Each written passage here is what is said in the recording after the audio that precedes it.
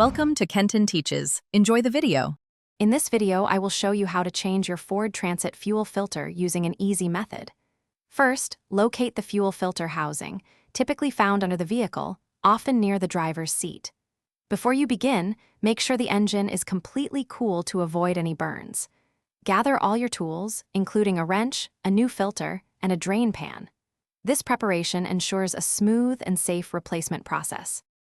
Now, position your drain pan directly under the fuel filter housing.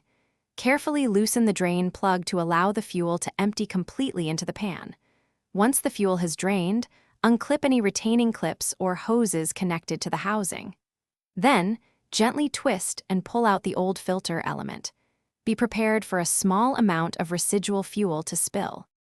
On another note, if you're finding this video helpful, please consider subscribing and giving it a like. It really supports the channel. And speaking of staying refreshed, remember to stay hydrated throughout your day. I highly recommend the Owala water bottle for keeping your drinks cold.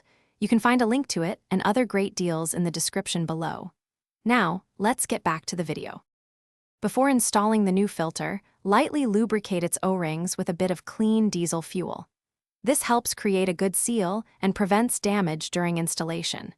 Carefully insert the new filter element into the housing, ensuring it seats correctly. Then, reattach any clips or hoses you removed. Finally, tighten the drain plug securely, but do not over-tighten it.